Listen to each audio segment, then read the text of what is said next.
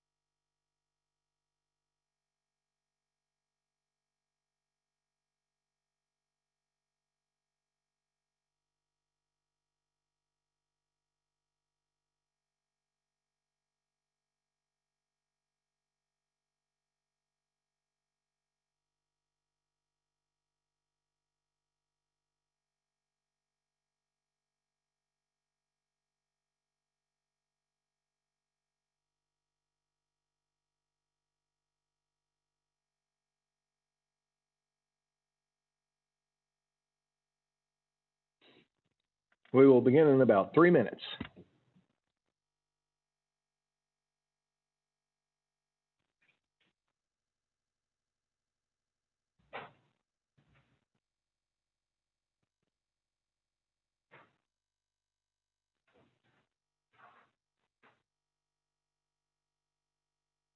So you need the display on the first question. For the first question. You need it immediately, or do you want to start talking and then pull it up? You can put it up immediately All right. in the first 5 words. Okey dokey.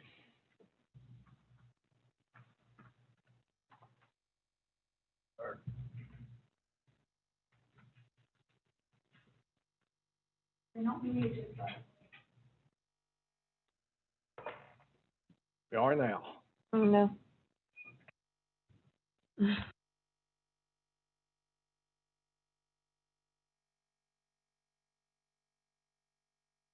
Bad thing is we.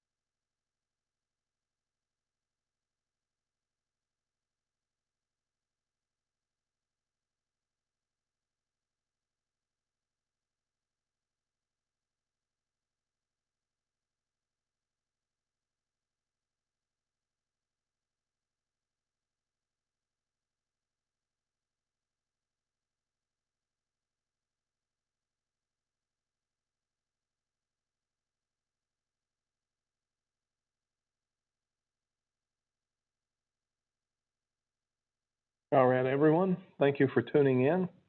I have 2 o'clock Eastern time. Tracy's not with us today, so I'll do my best to ask the questions and run the meeting. Just to give an update for the day, so far we've had 287 cases in Adair with 19 deaths, 249 released, giving 19 active cases. 16 of those are isolated and 3 in the hospital.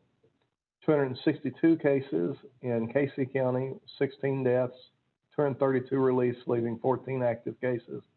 12 of those isolated, 2 in the hospital. This is information current as of last night. 79 cases in Clinton County, 2 deaths, 68 released, leaving 9 active cases, 7 isolated, and 2 in the hospital. We've had 91 total cases in Cumberland, 0 deaths, 91 released. There are no active cases in Cumberland County. So that's the first time in a long time that we have had any counties in our district with no current active cases. Of course, that'll probably change in a day or two, but we will enjoy the reprieve for Cumberland County while we have it. Greene County, 219 total cases, 8 deaths, 135 released, 76 active, 71 of those are isolated, 5 in the hospital. 120 from Macquarie, no deaths, 90 released, leaving 30 active, and all of those are home isolation or self-isolation. 645 total cases in Pulaski, with 7 deaths, 522 released, leaving 116 active. Of those, 112 are home isolated, 4 in the hospital. Russell's had 214 cases, 6 deaths, 178 released, leaving 30 active cases, 27 isolated, 3 in the hospital. Taylor's had 222 cases, 6 deaths, 199 released, leaving 17 active. 16 of those self-isolated, 1 in the hospital. And finally, Wayne has 103 or has had 103 total cases with 0 deaths. They've had 96 of their cases released, leaving 7 active cases, and all of those are on home isolation. That's a total for our district of 2,242 cases, and we've had a total of 64 deaths. We've released 1,860 of our cases, leaving 318 active cases. 298 of those are self-isolated and 20 are in the hospital. So far today, we're adding 33 cases. That's a lot compared to the last few days. But over the last few days, it was the Labor Day weekend, and a lot of the labs weren't running capacity. So we was afraid that Wednesday and Thursday of this week might have a lot of cases. So far, today we're adding 1 for Adair, 2 for Casey, 2 for Clinton, still 0 for Cumberland, 6 for Greene, Macquarie 3, Pulaski 7, Russell 5, Taylor 4, and Wayne 3, for a total of 33 additional cases today. I'm not aware of any new deaths today to report, so that's good news. For our district, over the last few weeks, we've been running anywhere from slightly to quite a bit higher than the state average as far as new cases or a new case rate. But it is slowing down, or at least it was through today. It'll pick up a little bit today, but we had gotten to about 40-something days projected for our total caseloads to double. And we always want to see that days to double rate go longer and longer and longer. That means it's slowing down. So I think that's about it as far as introductory comments. Stuart or Dr. Wayman, do you have any introductory comments to add? All right, so let me share my screen. Dr. Wayman's going to have a... Dr. Wayman, here's the first question. It says, I recently took my daughter to the doctor because she had allergy symptoms. I wanted to make sure that it was allergies and not something else. The doctor told me that in the beginning of she saw primary. Let me try that again. The doctor told me that in the beginning that she primarily saw COVID with fever and respiratory symptoms. Now, several months in, she sees more cases with headaches, runny noses, and more allergy type symptoms. Is this something that's typically seen, or only this doctor's experience? Well, the symptoms of COVID and allergies have overlaps, as you can see from the diagram. That cough, fatigue, headache, sore throat, shortness of breath, and congestion are in both camps. So we have seen these throughout the period that we've been seeing patients. I don't know, everybody's experience is a little different, and so that's why sometimes testing is very helpful. Thank you, Dr. Wayman. The next question is also for Dr. Wayman. It says, during the doctor's visit, the doctor took the swab. Is this have you answered this too, or keep going? During the doctor's visit, the doctor took the swab and only went around the inside of her nose. She told me that this is a new way to test that is probably more effective than the ones that were given in the beginning of going all the way up into the sinuses. That many people didn't understand this new way of testing. Is this something new? So the nasopharyngeal swab, which is the one that goes further down the nose, is considered the gold standard. It does not go into your sinuses, thank goodness. And the nasal swab are both acceptable. We think the nasopharyngeal swab is maybe a bit more sensitive, but there's probably not a whole lot in it. So both have been used for a while, but the nasopharyngeal swab is more common. Hopefully, in the near future, we will have this saliva test, which uses the same kind of testing method, but uses saliva instead of a nasal swab. This has now been FDA approved, has been given authorization, but we have not seen it in our community yet. All right, thank you, Dr. Wayman. For those that are listening in, we don't have a lot of media submitted questions today, so if anyone that's watching wants to submit a question, we'll have a pretty short program if we don't get some questions, so please feel free to type some in. While I'm waiting to see if anyone types in a question, I'll float a question over to Stuart on the fly here. How's it looking out in the community as far as business compliance and so forth? We're getting, a lot of complaints, less complaints. Does there seem to be more compliance as people, seems like more people, as far as masking and things, have they sort of come on board with it and made it, just more commonplace? So as far as businesses go, it seems that that we are getting a lot more compliance. And when I talk about business, I'm talking about our box stores, our retailers, places like your grocery stores, places like the hardware stores, the big hardware stores. We're seeing in restaurants, we're seeing a lot more compliance there through employees and the customers. Now, of course, anytime you go in, you may see a handful of people that might not be in compliance, but for the most part, yes, we are seeing a lot more compliance than we had in the past. But do keep in mind that it's not those places that are the super high risk places, the super high spreader places.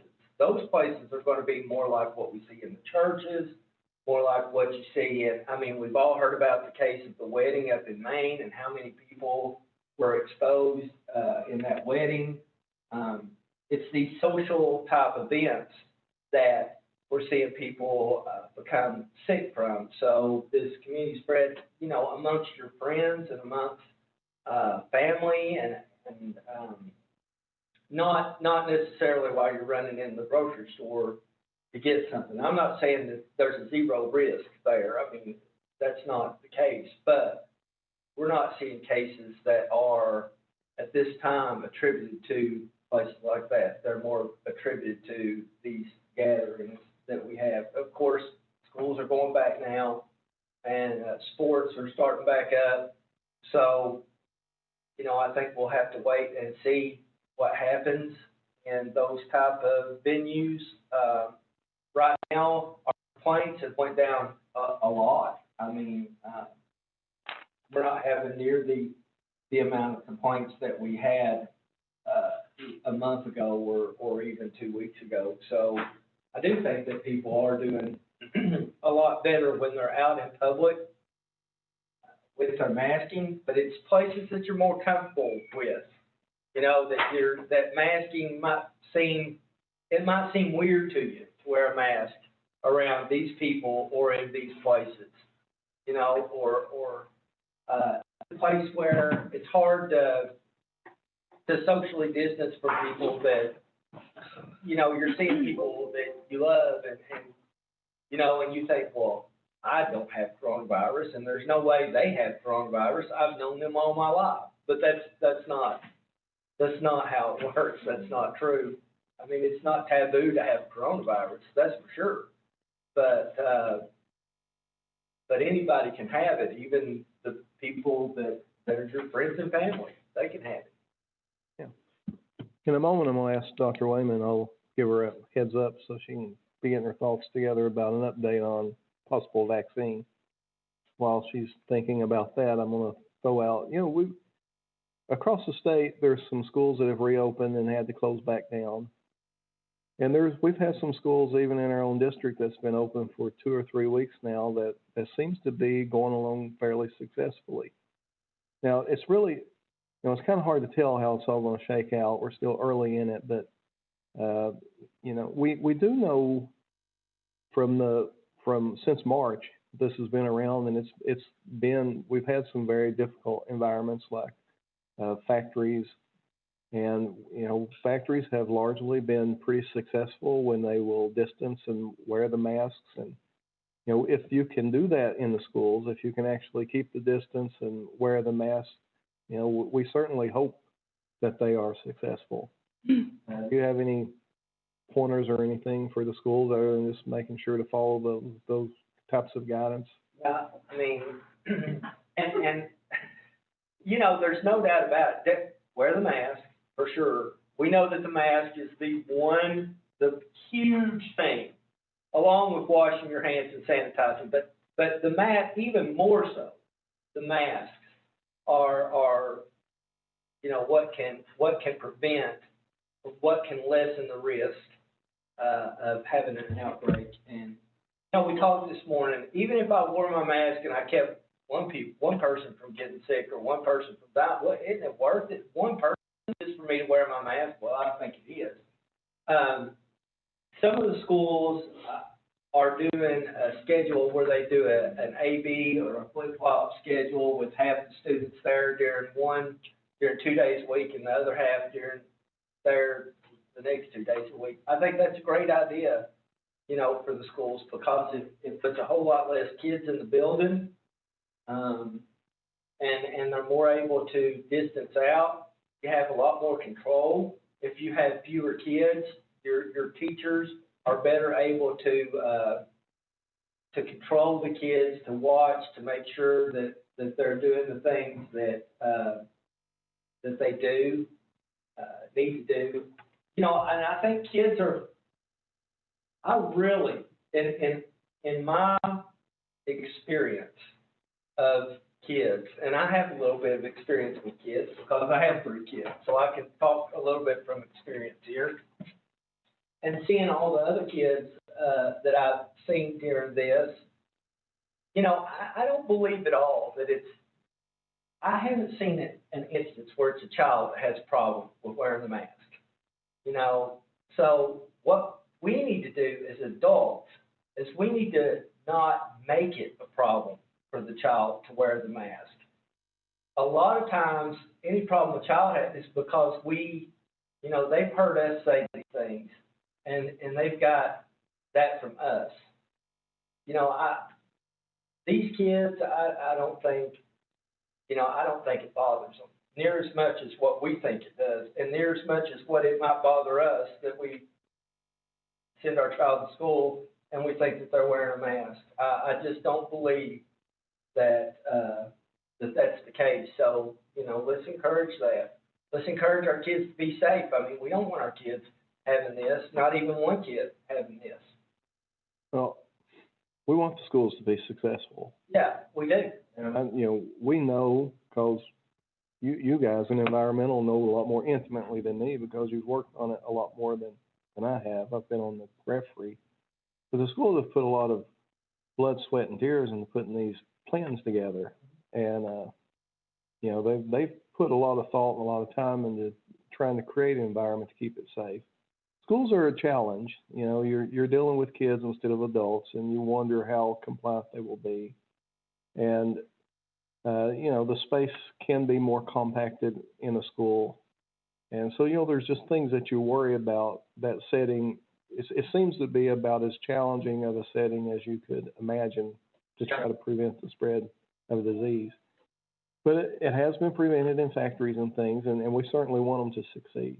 I expect there will be some community impact. I don't know how much. It may be a big, giant community impact 3 or 4 weeks from now. Maybe it won't. I certainly hope not. But if we can get through whatever impact the school reopening has, maybe we're going to be okay gliding into hopefully the vaccine. And once the vaccine happens, hopefully, we can get most of this behind us. Anyway, that segues well into, Dr. Wayman, what do you have as far as the latest readings on vaccines? Well, we have about half a dozen vaccines that are in phase 2 trials. That means they've gone through phase 2, which shows that they're immunogenic, that is, they produce an immune response, and that they were safe in those phase 2 trials. Now, when you immunize large quantity of people, you may find that there are some side effects that you didn't pick up on the first go-round. And so that's what these phase 3 trials are doing, where they're going to have 40,000 people who are vaccinated. Now, one trial in Britain has already found a side effect that may or may not be due to the vaccine. In other words, they found an illness which is severe enough that if it is caused by the vaccine, the whole thing will have to be reconsidered. But currently, they're under investigation to see if this could have been a concurrent illness for the person. So you have to stay tuned and see what happens. Every single medication that you pick up has label warnings, which means that there are a certain number of people who's going to have a negative reaction to the medicine. So that's many other vaccines have the same issues. So that's not in and of itself uncommon. You just don't want to have it happen so often. They have a certain statistical threshold that I assume is considered an acceptable level. Of course, depending on the type of side effect, how bad it is, there is no acceptable level. But for minor side effects, there's an acceptable level. Anyway, they'll certainly have warning indicators with whatever vaccine comes out, and you'll be given those and told what to watch for and when you should go to the doctor if you have any kind of thing. That's just very normal stuff. And this shows that they are being very rigorous in their testing. That they will hold the vaccine trial. And we rushing through. Yeah, we want it to be safe when it comes out, of course. I have a question for Dr. Wayman. So here we're asking questions today. So, and I know this is on the fly, but when we see something old, like a flu vaccine or any of these other medications, we see that they have some pretty minor side effects for the most part. But as this is going to be a new vaccine, do you expect that there will be more contraindications? There'll be a lot more stuff up front, and then maybe as time goes by, a lot of that will drop off as they see that it, is much more safe. Because everybody's got their little antennae up for side effects.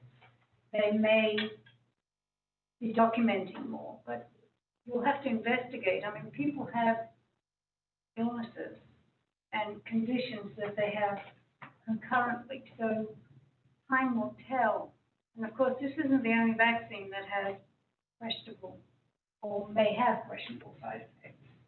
I mean, we know that many of the vaccines we use do have very rare bad side effects. So they're all written in the Small print.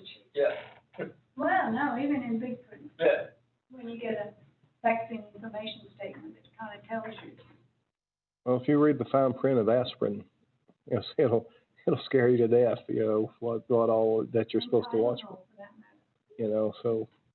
I guess I was going back and thinking about if you remember almost 20 years ago now, well, it's not been quite 20 years ago, I don't guess. But anyway, when the smallpox scare come out, and we were revaccinating some people for smallpox, but there was a huge amount of what they call contraindications, so people who shouldn't take the vaccine. And I wasn't necessarily brought up in the age back when they used to give it all the time to everybody. And it seems like, but the people I've talked to, it seems like that, you know, they just kind of gave it to most everybody. Well, we're so much more litigious now than we used to be. Yeah. But, and that is a life attenuated vaccine, so that's a little different. The vaccines that they're testing are not necessarily new in the production. They're similar to other vaccines we have. They just have a different antigen, COVID antigen, as opposed to the hepatitis B antigen, some other antigen. So, well, they will probably have similar side effects to some of our other vaccines. Right. We were having a little discussion this morning about, you know, COVID-19 being kind of a difficult thing to get your arms wrapped around. You know, just looking at the data for the United States, you know, we know that about half of the United States population lives in about 3 very large cities, roughly, and coastal cities either on the east or west coast. And you know, you've seen COVID-19 drop off in those places, but you know, in those environments, they tend to be more locked down, more restrictive.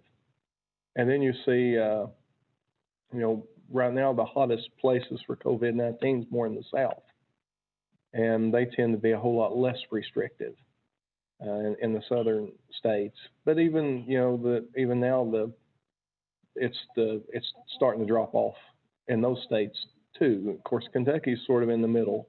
You know, we're not extremely restrictive, and we're not extremely, you know, just go back to normal. We're somewhere right in the middle. And when you look at the statistics, you know, Kentucky's statistics are right in the middle. And that's interesting that, you know, the more restrictive you want to be, the fewer cases you can have, and the fewer hospitalizations, the fewer mortality, and the least restrictive, the more you have. But regardless of the situation, it's sort of dropping off. It's dropping off in the United States, dropping off in the world. And there are still places in the world where it's growing.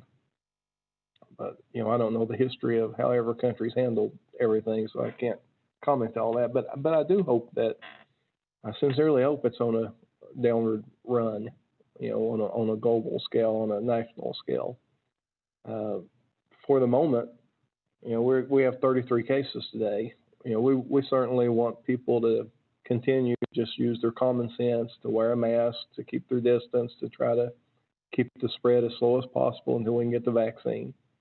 And, you know, we want to be able to continue to do our contact tracing so that, you know, we can identify people who have been exposed to a case.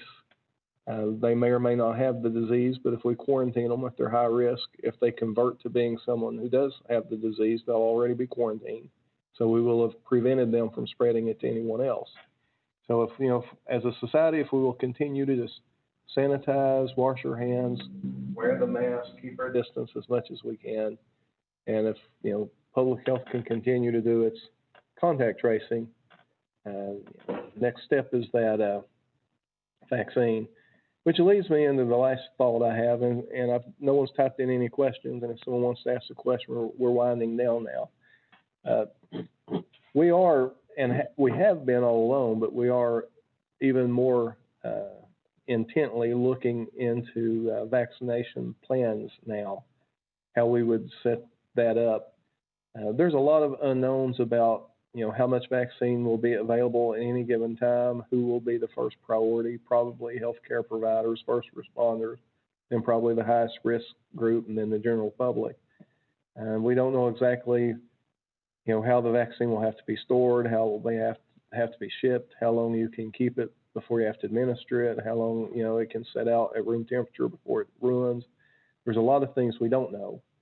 And we don't know exactly yet. Is it gonna come through the health department, or is it gonna be divvied out in some other way? But, we are definitely thinking about that. We look forward to the day when we can shift to a vaccination strategy and start putting this more behind us. But, so, I don't see any questions. Stuart, do you have any closing thoughts?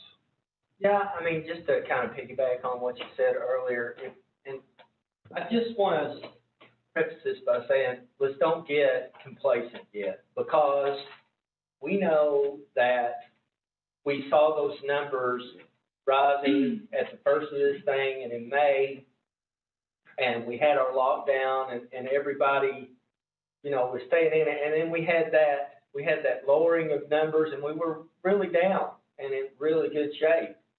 But then everybody did get complacent around July the 4th, and we had a lot of people out doing all the things that they wanted to do, just kind of living like coronavirus wasn't here. And then we saw just a very few weeks later, 2, 3, 4 weeks later, our numbers we got up to that new super high plateau of seeing 4,500 cases a week in the state. And now that it's coming down again, we don't want it to follow that same pattern. I mean, we just had Labor Day weekend. We're 2 days out from Labor Day weekend, and school starts. So if we become complacent, we could take our new kind of case level and then go way up from there. So just don't be complacent yet. It's not time yet. Still a lot, when you look at the numbers, and we're still, as far as total confirmed, lab confirmed cases, 1% of Lake Cumberland's population right now is lab confirmed. Now, we don't know how many people have had it that didn't know they had it. That was asymptomatic or mildly symptomatic and just never got tested, didn't think anything about it. Of course, the more people that have had it and gotten over it, the better as far as slowing the spread, but we don't know. So, there's still a lot of people out there that could still get this. There's still a lot of room to have a spike. If you have a bad situation, you could certainly have a cluster. There's a couple clusters we could talk about. There was a revival, 2-week revival in one of our counties, and it resulted in a significant number of cases that carried to other churches. Then it carried to work. And then, we've had some factory cases, we've had some school cases. I mean, there's still opportunity to have pretty substantial clusters and to have some pretty significant negative impacts. So anyway, we just want to encourage people, use common sense, wear your mask, keep your distance, those kinds of things. I remember I'm reading a question on YouTube, 2 sugar cubes for polio. I vote that method. Just kidding. Thanks for all you do. I think those sugar cubes probably had something in them besides just sugar. Dr. Wayman, they probably did, didn't they? Yes, they did. Right. And they worked. But it sounds easy. I'd like that. I want mine in a, like an ice cream bar or something. Can we get them? Can we get the vaccine in a chocolate bar or something? I wish. Yeah. Boy, you talk about increasing compliance. Yeah. You know what? It could be possible. Sounds like Haven't tried it. Yeah, that'd be great. We can have a drive-through and instead of giving everybody a shot or a swab up their nose like they're used to when they come to our drive-throughs, we can actually give them some chocolate. We'd be the greatest. I think that would be a great idea. Yeah. Dr. Wayman, do you have any closing thoughts before we wrap up? No, stay safe and wear your mask. All right, guys, we're glad for the lull we've had the last few days. We're going to have a couple hard days, I think, coming off the Labor Day weekend now that the labs are reporting. Maybe after today and tomorrow, maybe it'll flatten back out again. We'll hope. All we can do is report what happens. Remember to keep your distance, wear your mask. Don't be around crowds any more than you have to. It's still best when you have to be around a crowd, keep your distance, be in and out as quick as you can. Encourage your kids, like Stuart said, to, wear their masks when they're in school, and Yeah, so the schools we know, they've put a lot of heart, a lot of effort into creating successful plans. That still hinges on the fact that the kids have to comply with those plans, and we know kids are kids. So hopefully they will. So thank you all for tuning in. We will have another program next week, and we want you all to be safe between now and then. God bless you.